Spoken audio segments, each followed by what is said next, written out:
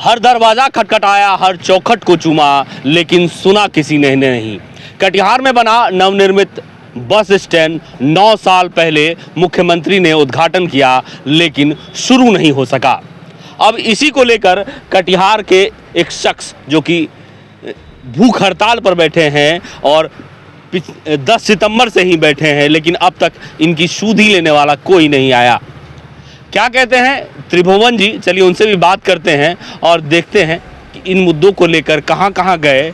15 सितंबर सीमांचल के लिए किसी बड़े पर्व से कम नहीं होने वाला है।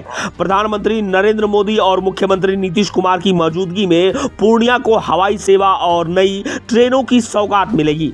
इसका मतलब है कि यह इलाका देश के कोने कोने से और भी तेजी से जुड़ जाएगा। लेकिन इस जश्न के बीच कटिहार के लोग मायूस हैं। वजह है 5 करोड़ की लागत से बना मॉडल बस स्टैंड।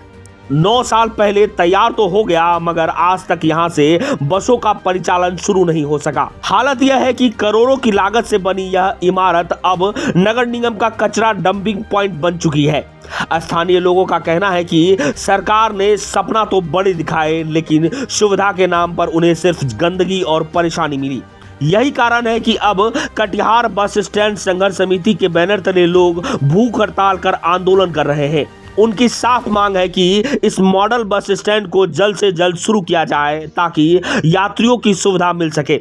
बड़ा सवाल यह है कि जब पड़ोसी जिला पूर्णिया आसमान में उड़ान भरने को तैयार है, तो कटिहार का बस स्टैंड अब तक जमीन पर क्यों अटका पड़ा है। करोड़ों खर्च करने के बावजूद अगर जनता को सिर्फ इंतजार ही मिले, तो विकास का यह मॉडल आखिर किसके लिए है।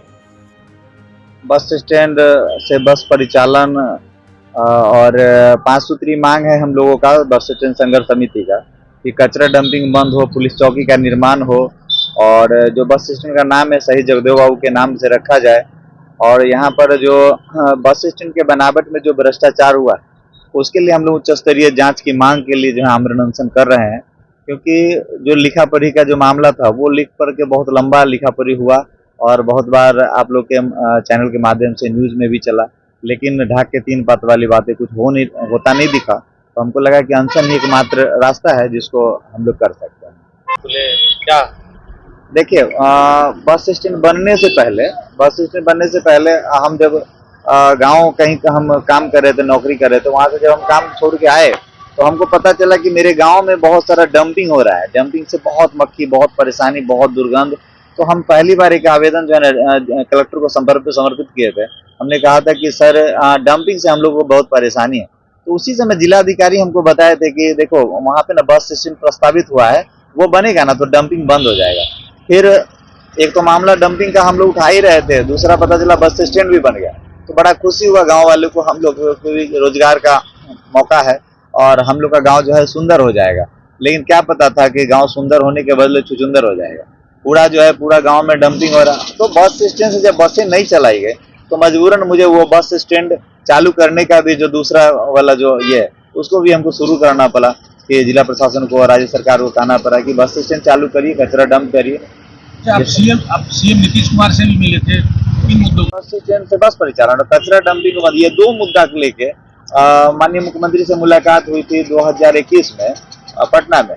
उस समय हमारे जो सदर विधायक हैं जहां हम लोग मौजूद हैं, वो डिप्टी सीएम थे और नगर आवास मंत्री थे। तो सीएम साहब ने इशारा किया और उनके जो पीए वगैरह होते हैं तो सीएम उनके पास ले गए, मंत्री जी के पास।